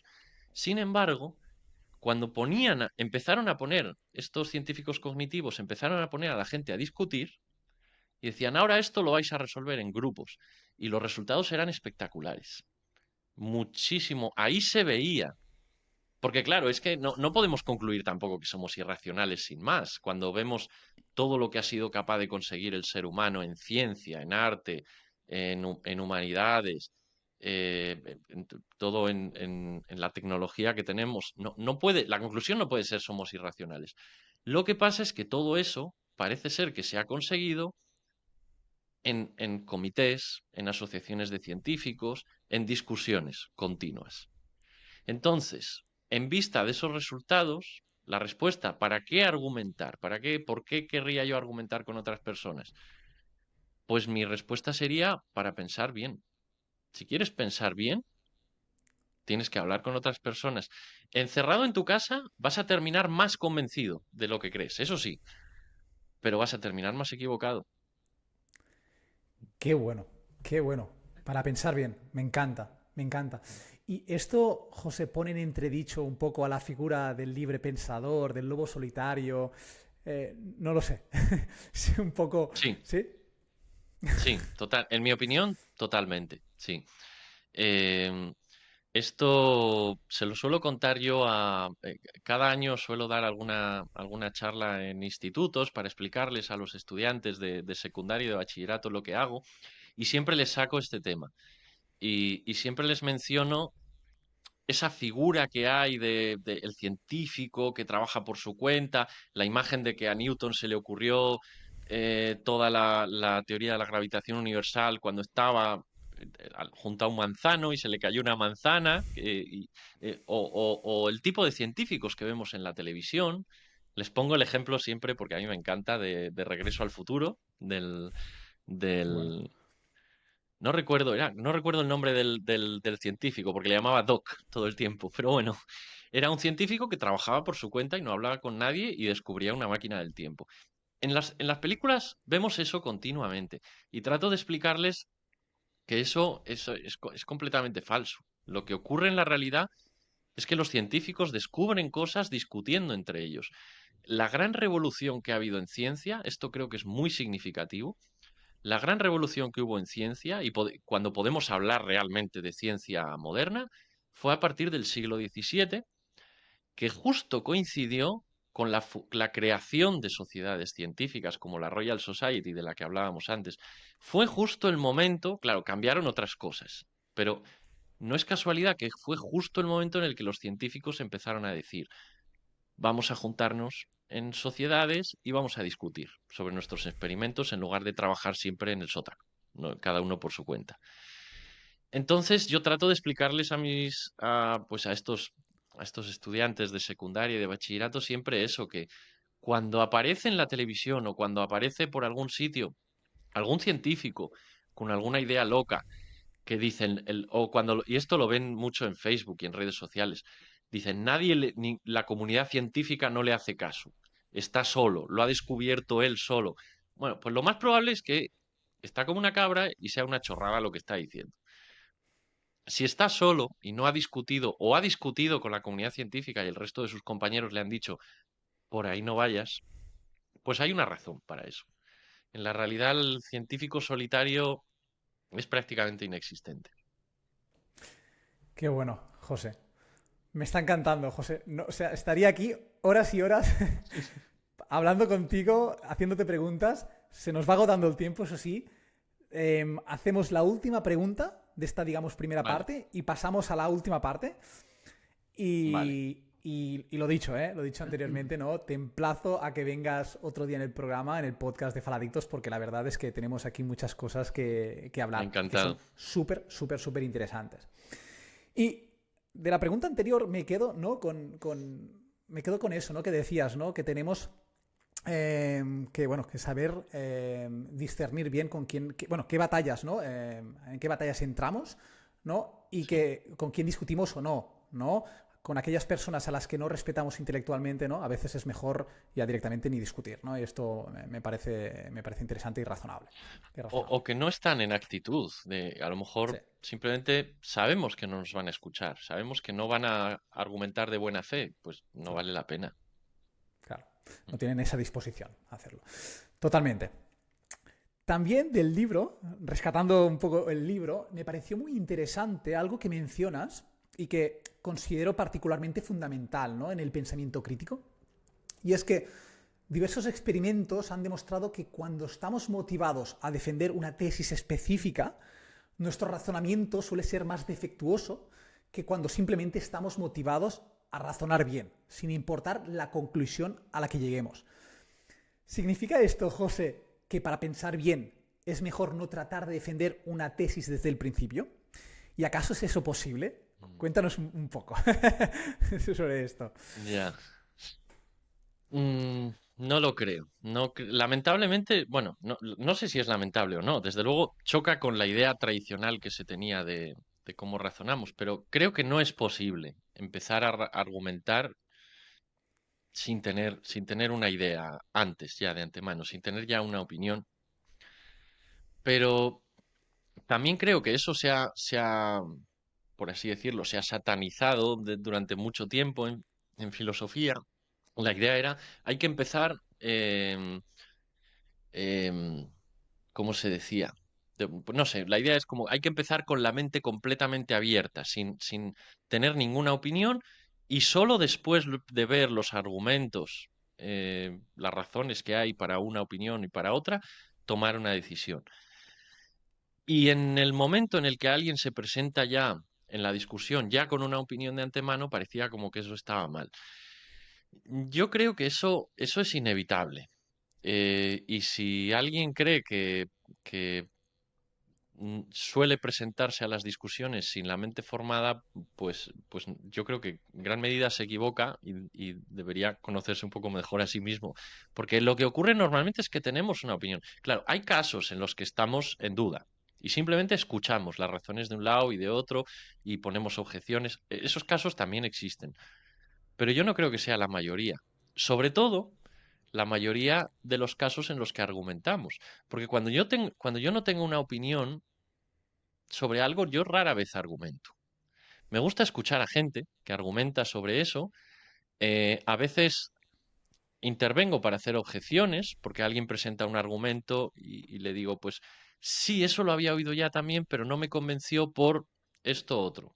Y esa es la razón por la que sigo en duda. Pero en general, para argumentar, hace falta, hace falta una idea inicial que es lo que te dé un mínimo de motivación para argumentar. Porque eso también hay que decirlo. Desde un punto de vista digamos, estrictamente biológico, argumentar cansa mucho, consume un montón de energías. Entonces no tendría sentido que nos pusiéramos a argumentar sin sacar nada, sin creer que eso nos va a aportar algún beneficio. Entonces, normalmente entramos en discusiones con una idea ya de antes. Yo no veo ningún problema en eso siempre y cuando estemos dispuestos a escuchar otras ideas, las razones que tienen quienes no opinan lo mismo de nosotros, y si se ve que las razones que teníamos para sustentar la idea que traíamos desde el principio, si se ve que son defectuosas, pues estar dispuesto a cambiar de opinión. Yo creo que la clave es esa.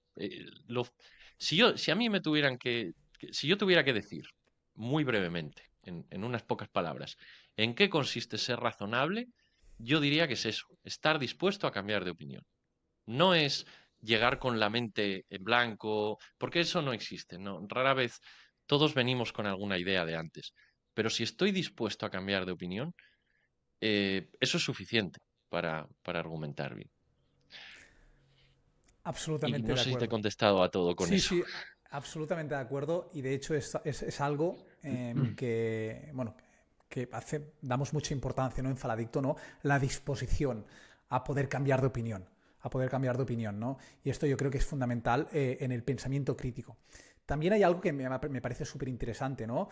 Sobre tu disposición o actitud a abstenerte de opinar o de argumentar. Cuando no tienes una opinión formada sobre algo, a no argumentar. No me parece súper razonable lo que mencionas. Antes de pasar, bueno, a la última sección de este podcast de Faladictos, ¿no? Que le hacemos a nuestros invitados, nos han quedado muchísimas cosas, ¿no? Tengo preguntas, ¿no? Me gustaría Sí. hablar de los principios, ¿no? Que hablas, principio de cooperación, de externalización, de caridad, ¿no? La cuestión de las definiciones, ¿no? Que mencionamos también el otro día. O sea, hay muchas cuestiones que me encantaría abordar contigo y que creo que son interesantes y fundamentales. Pero si quieres, lo dejamos para otro episodio que podemos Me hacer parece bien. más adelante, porque si no me vas a matar al final. Podemos estar aquí 2 o 3 horas o más. Y yo creo que nuestros alumnos nos lo agradecerá.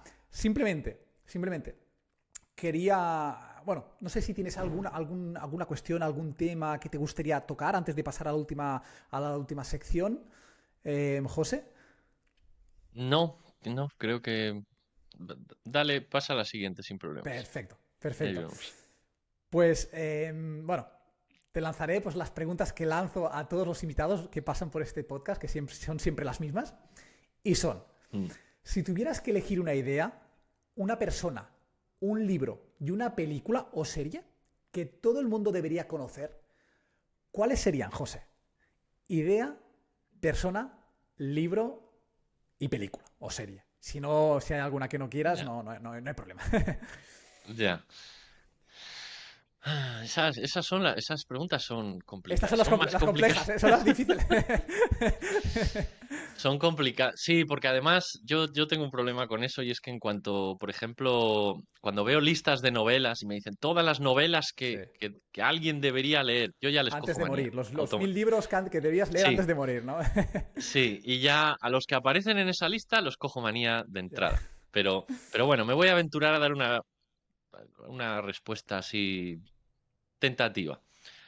Pero yo lo que haría, mira, por comentar algo que se nota en el libro, por hacer explícito algo que creo que se nota bastante en el libro, sobre todo en los últimos capítulos, creo que lo que sería bueno que todo el mundo conociera es la figura del astrofísico y divulgador científico Carl Sagan, que lo menciono, que vivió en el siglo XX, y lo menciono en el libro varias veces, si no recuerdo mal, el capítulo sobre las virtudes. Y precisamente por esto de que estábamos hablando antes, de que la manera de inculcar esa actitud, ese carácter, esas virtudes en las personas, en quienes están aprendiendo, muchas veces es por medio del ejemplo. Y lo que recomendaban, sobre todo creo que esto estaba sobre todo presente en los filósofos romanos, en los estoicos, la idea de que busca a alguien a quien admires y esfuérzate por ser como esa persona. Y si yo tuviera que elegir a alguien, elegiría a Carl Sagan porque me parece una persona admirable por, por esa combinación que tenía de, por un lado, ese espíritu crítico de poner en duda todo, que no se basaba solo en sus conocimientos de astrofísica, sino que era capaz de ser crítico con todo. Recuerdo una entrevista de Carl Sagan, no recuerdo en qué programa, un programa de televisión estadounidense, en el que le preguntaban que qué le había parecido Star Wars, la Guerra de las Galaxias. Y dijo que una cosa que le había llamado la atención es que se suponía que todo eso tenía lugar en el universo entero, pero todos los hombres y mujeres que aparecían, pues tenían un color de piel parecido al suyo. Dice, no recuerdo haber visto chinos, ni negros, ni... Y eso es algo que me llamó la atención. Él estaba siempre atento a cosas como esa. Y era muy crítico, pues, con pseudociencias, con supersticiones. Era muy, muy crítico, pero al mismo tiempo creo que era una persona era muy humana, en el sentido de que nunca consideró a nadie tonto por creer esas cosas, sino que siempre trataba de entender por qué estas personas creen eso, qué les lleva ahí. Era sobre todo crítico con el gobierno y con el sistema educativo. Decía, recuerdo que lo que decía en el libro El mundo y sus demonios es eh, que no estaba echando la culpa a esas personas por lo que creían, sino que estaba enfadado porque el sistema les había fallado a esas personas. Porque en realidad esas personas tenían una curiosidad admirable, pero el sistema les falló. Esa es la figura que yo recomendaría que conocieran todos y como ejemplo a imitar. Y ya. Qué bueno, qué bueno. El mundo y sus demonios, libro maravilloso. Yo también. Para mí es una figura que a mí me ha enseñado Sí, mucho. no he recomendado el libro. Tengo que decir que he preferido recomendar la figura, la persona Carl Sagan, Sí, porque ya siendo completamente sincero, a mí el libro tiene capítulos muy interesantes y muy buenos, pero me parece un tostón. sí, La manera en la que está organizado y está todo escrito, claro, yo es que me dedico a escribir sí, y sí, soy sí. un poco sensible con eso y recuerdo estar leyéndolo diciéndolo, Qué pero ¿cómo tostón. has organizado las ideas? Me aburrió bastante. Y si no fuera, bueno, como no es este libro, ¿recomendarías, José, algún libro? Ya sé que es muy difícil, ¿eh?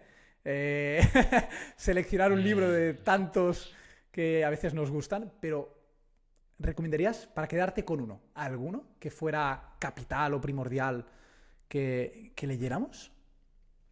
Es difícil, porque los libros que más a mí me han aportado y más me han cambiado la vida son libros de filosofía o concretamente de teoría de la argumentación.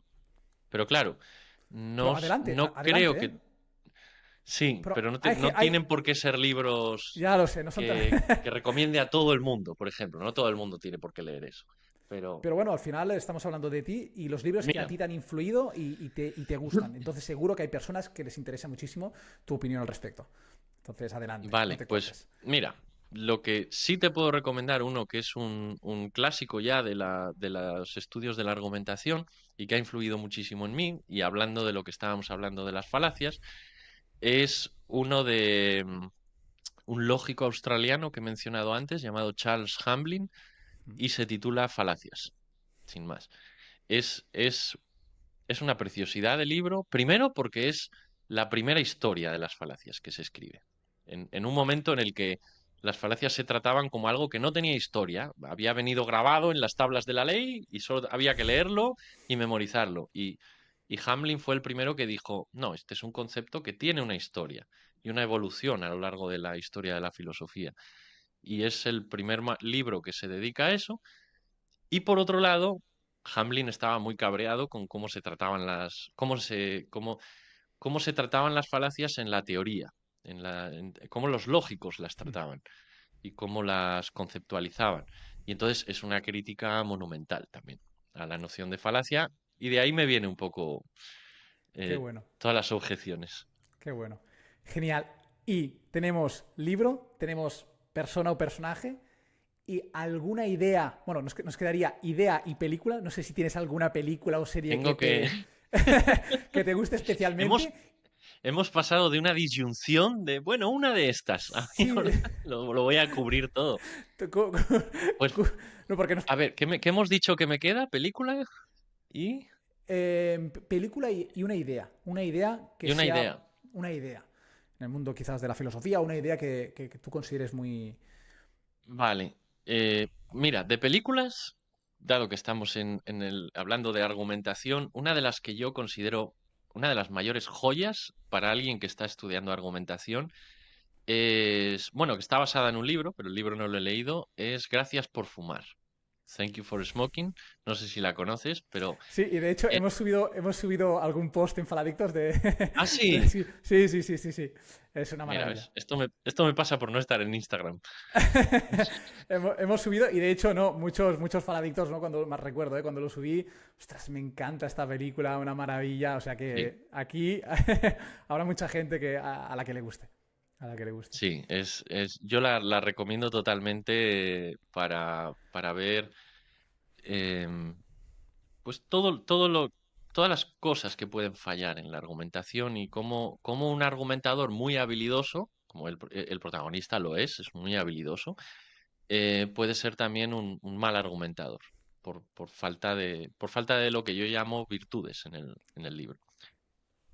Y me faltaba la idea, La la idea. idea. Pues yo me quedaría con, eh, creo que una de las cosas más importantes que he aprendido la he comentado antes. La idea de que no porque algo esté escrito en un manual de lógica o en un manual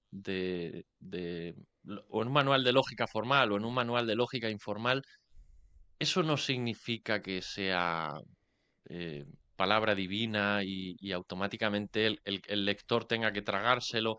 O sea, si alguien toma un manual de lógica o mi libro mismo, yo insisto en eso en el libro también, y lee algo y le chirría, no tiene que tragárselo sin más. Yo intento dar razones en el libro para justificar lo que afirmo, pero el lector puede decir, a mí estas razones no me convencen. Claro, lo que no se puede hacer es decir, pues a mí esto no me convence, y fin de la historia, y voy a seguir pensando lo que pensaba antes. Se supone que el libro nos tiene que cambiar un poco. Pero si algún lector tiene buenas razones para creer algo diferente de mí, un teórico de la argumentación no es alguien que establezca cómo tienen que ser las cosas. Y ese creo que es un ejercicio muy... Y honestamente, volviendo a lo de antes, creo que ese ha sido uno de los grandes problemas que hemos tenido con las falacias. Yo he leído cosas en libros sobre falacias y en páginas web y en textos divulgativos que yo lo leía y decía, pero ¿cómo puede estar repitiendo esto la gente? Mira, te lo voy a decir y así Sí, sí, terminamos sí. con esto. Pero, por ejemplo, una falacia tradicional, que es una falacia que viene de la lógica formal y se conoce como la afirmación del consecuente, que te sonará. Mm. Efectivamente, en lógica proposicional, eso es una falacia. Es una inferencia que no se puede realizar porque no lo permiten las reglas. Pero cuando pasamos al mundo real, el ejemplo que se suele dar es, por ejemplo, el de, seguro que lo has oído, el de cuando llueve, Sí, el el suelo está clásico mojado. ejemplo. El clásico Y ejemplo. salgo a la calle y veo que el suelo está mojado. Conclusión, ha llovido. Bueno, eso es verdad, en lógica proposicional eso no se puede inferir eso. Pero si yo salgo a la calle y me encuentro el suelo mojado, no tiene sentido pensar, pues lo más probable es que haya llovido. Creo que tiene todo el sentido del mundo. Y he visto a generaciones de estudiantes leyendo en libros que eso es una falacia y repitiéndolo y diciendo, y yo pensaba, pero no les chirría, que de verdad no puedo deducir nada si veo o sea, deducir no puedo, pero de verdad no puedo inferir nada si yo salgo a la calle y veo el suelo mojado. Yo creo que sí. Lo que no puedo es inferirlo con un 100% de seguridad. Eso es. Puede ocurrir que ha pasado el camión de la limpieza y lo ha dejado todo mojado. Puede ser. O que el ayuntamiento ha decidido engañarme y durante la noche ha cambiado todo el suelo a otro que parece mojado. También es posible, es lógicamente posible. Pero en principio lo más probable parece ser que es que ha llovido. No sé, no veo que... Es un argumento bastante razonable. Totalmente. No, no, y lo más razonable, de hecho, es salir a la calle, ver esto y pensar que ha bebido, evidentemente. Totalmente. Claro, Totalmente. Totalmente. Me encanta. José, me encanta porque tengo dos preguntas más que las voy a hacer, ¿eh? No nos vamos a ir adelante. sin hacerlas, pero porque me está encantando y lo estoy disfrutando muchísimo, de verdad, José. Hay algo que me encanta, ¿no? Que has mencionado, ¿no? Que dices, ostras, que aunque las cosas estén, o por ejemplo, que tú hayas escrito un libro de este libro, ¿no? El manual de argumentación, que no necesariamente se lo tienen que, digamos, lo tienen que ingerir, tragárselos, o sea, que tienen que ejercer, ¿no? Ese pensamiento crítico y al menos, que esto ocurre mucho, ¿no? En redes sociales, que cuando tú des tu opinión o argumentes, que des razones. Es decir, no digas simplemente, no, esto no me gusta o no, pienso que no es así, ok, pero danos razones. Más que nada para que nosotros lo entendamos, no solo nosotros, sino que todos, ¿no? El auditorio, las personas, podamos entender a qué te refieres. ¿no? Entonces Claro, esto ocurre muchísimo en las redes sociales, se ve mucho que, por ejemplo, subes una publicación y dices, ah, no, esto no es así, o esto no me gusta. Ok, súper bien, pero al menos argumenta, dame razones para que, ostras, pueda entender por qué esto no es así.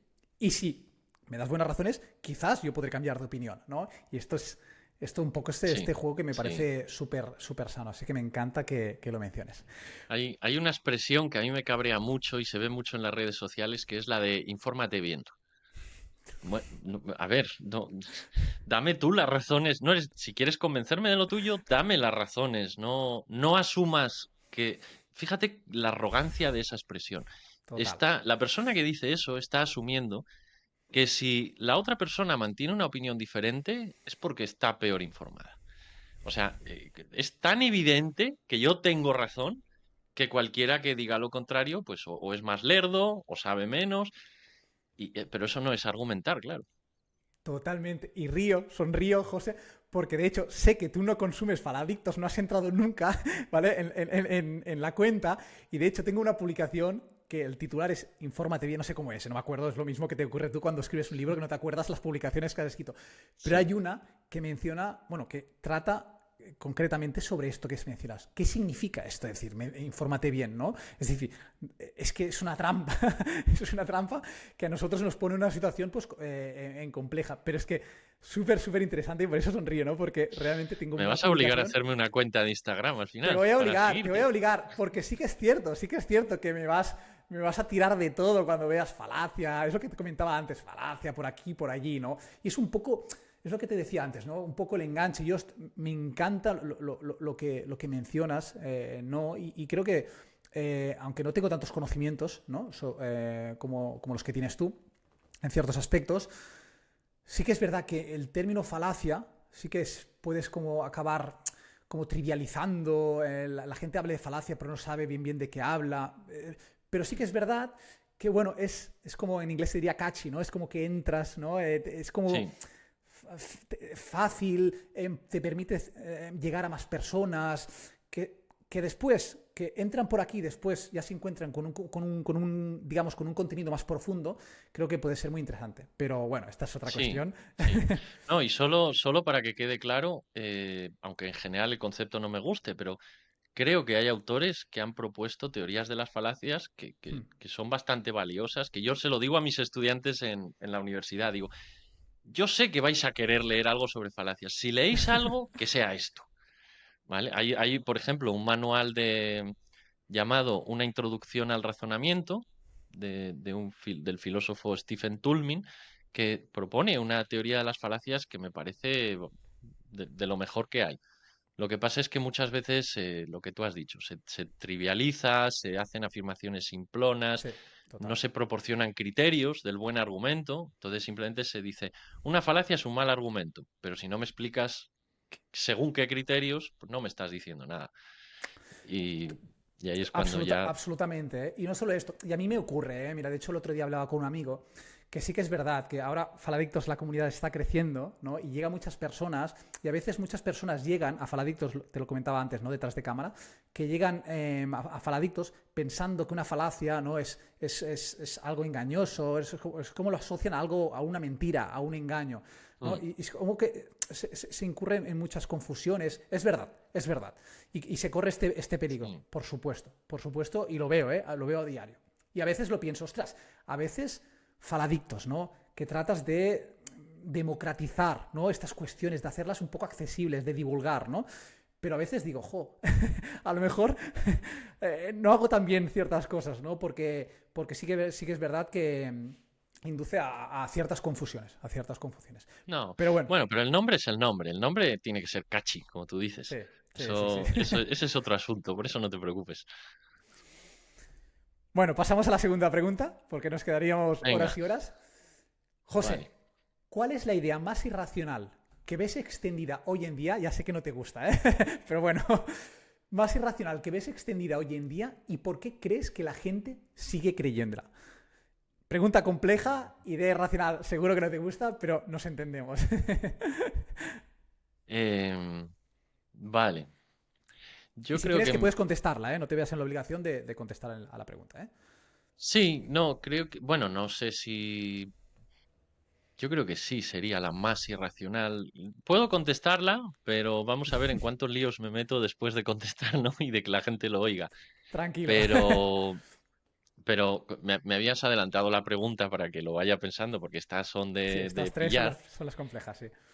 Y estaba yo pensando, ¿cuál es la idea más irracional? Y por más vueltas que le doy, solo me viene una a la cabeza. Teniendo en cuenta que tiene que ser la más irracional, o sea, la que yo creo que de verdad es la que menos sentido tiene, y la más extendida. Tiene que cumplir esos dos requisitos. Pues yo creo que tengo que referirme a algunos dogmas de la religión católica. Y muy, sobre todo, en concreto, el dogma de la Santa Trinidad. La idea de que algo es uno y tres a la vez, que está extremadamente extendida y que hasta padres de la Iglesia como Tertuliano reconocían esto es absurdo. Pero lo creo, precisamente porque es absurdo. Y Tomás de Aquino también dijo, bueno, él trató de fundamentar sus creencias eh, las creencias religiosas, trató de fundamentar muchas de ellas en la razón y por eso trató de demostrar la existencia de Dios y todo eso, pero hay cosas como la de la Santa Trinidad que incluso Tomás de Aquino dijo, esto es cuestión de fe, esto, la razón no puede hacer nada aquí. Y creo que aquí sí, además no tengo inconveniente en usar la palabra irracional, porque es una inconsistencia absoluta, es uno y es tres a la vez. Vamos a ver, vamos a ver en cuántos líos me meto después de decir esto.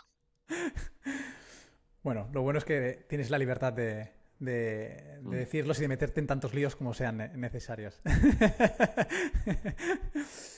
Y por último, José, ya una más personal. ¿Qué es lo más valioso que has aprendido en tu vida? Esa también es muy amplia y Es muy amplia. la vida abarca muchas cosas. Y son preguntas tramposas, Em, ¿eh? Soy consciente de ello. sí, sí, yo creo que, bueno, una de las cosas a las que me referiría, pero no la voy a mencionar porque ya la he mencionado, que es la de no porque algo esté en un manual de lógica o en un manual de argumentación, eso es palabra de Dios. Pero bueno, dejando eso a un lado porque ya la he mencionado, yo diría que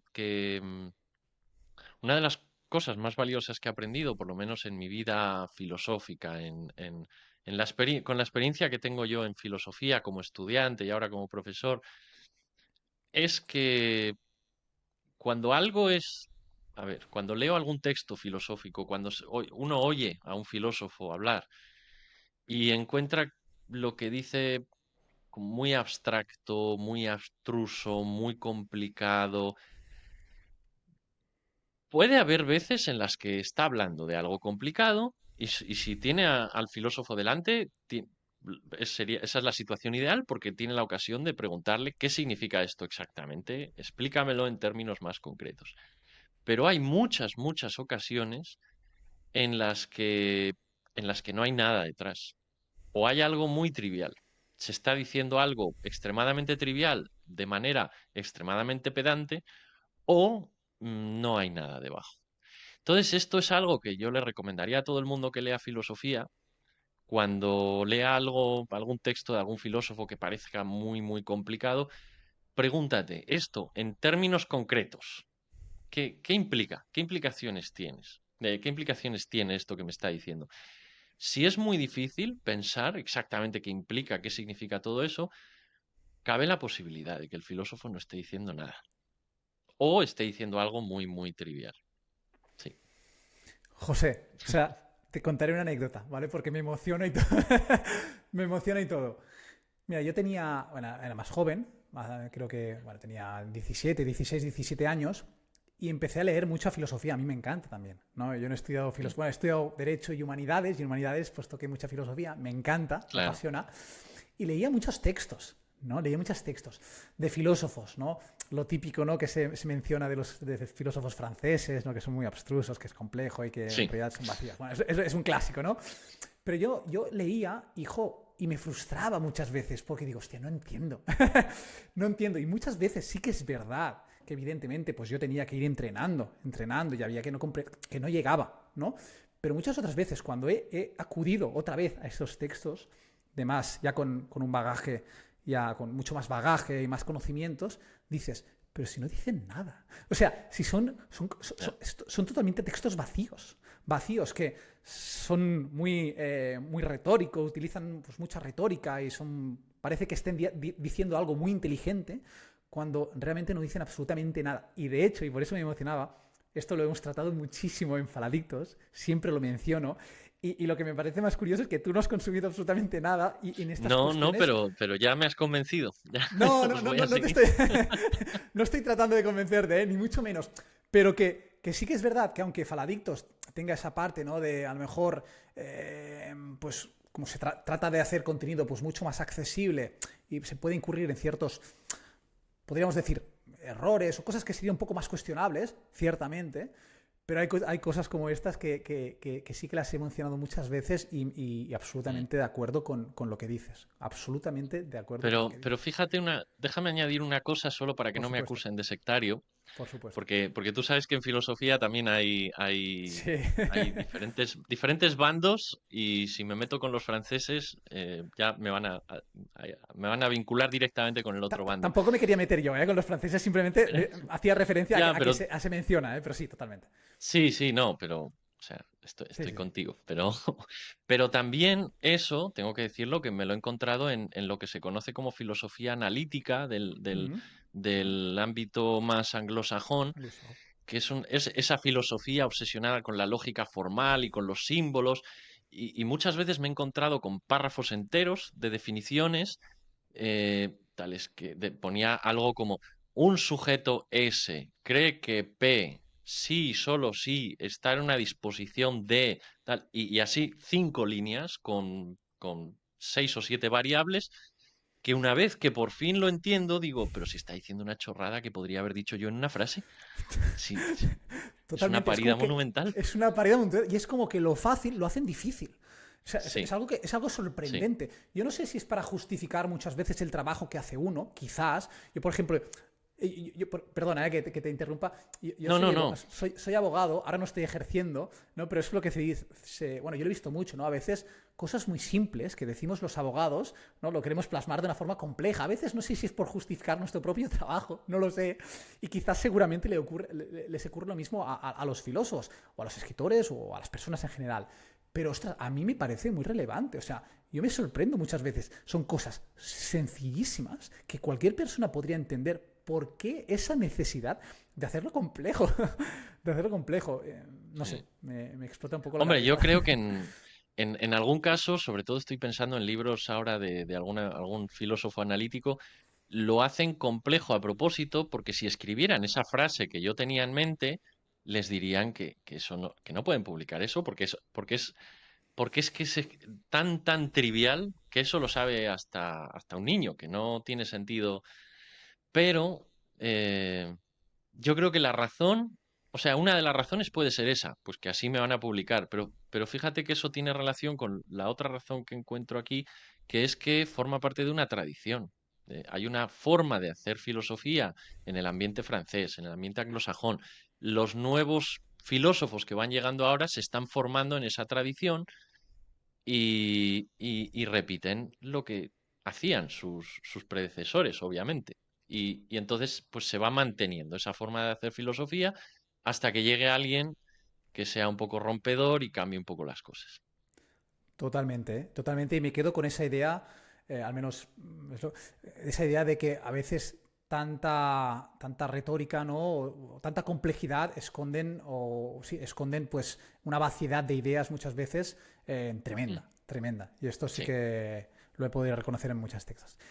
En todo caso, José, llevamos casi 2 horas de sí, podcast. De hecho, ya lo he visto. es el podcast más largo que hemos hecho hasta la fecha. Y se me ha hecho corto, de verdad te lo A mí digo, también. porque nos hemos quedado, es que literal, nos hemos quedado a medias. Nos hemos quedado a Pues medias. Tengo perfecto. muchas otras preguntas que espero que podamos abordar más adelante en otro episodio, porque para mí ha sido súper, súper, súper interesante. Seguro que para los oyentes, para la audiencia, para los faladitos también. Y ha sido un verdadero placer tenerte en este podcast. Y no me gustaría Gracias, irme Axel. sin antes recomendar el libro Eso. de José, Manual de Argumentación, ¿no? El ámbito de razonable. Y también agradecer pues Sí. al editor, ¿no? Plaza y Valdés, que nos lo ha enviado. Nos lo ha enviado para que, bueno, para que lo pudiera leer y para hacer este episodio. Lo recomiendo fervientemente, este libro. Y Sí. dicho, José, muchísimas, muchísimas gracias de verdad por Gracias haber a ti, acudido Axel. a este podcast y espero que hayas disfrutado. Tanto como lo he hecho yo y como lo hemos hecho pues todos, Sí, estoy convencido. sí, muchas gracias. Dejamos pendiente la segunda parte. Por supuesto, por supuesto. De hecho, dejamos pendiente, ya lo decimos abiertamente, que habrá una segunda parte porque hay muchas preguntas por resolver, si eso se puede. Muchísimas gracias, Bueno, José. Un fuerte a ti, abrazo. Axel. Adiós, adiós. Chao, Adiós. chao.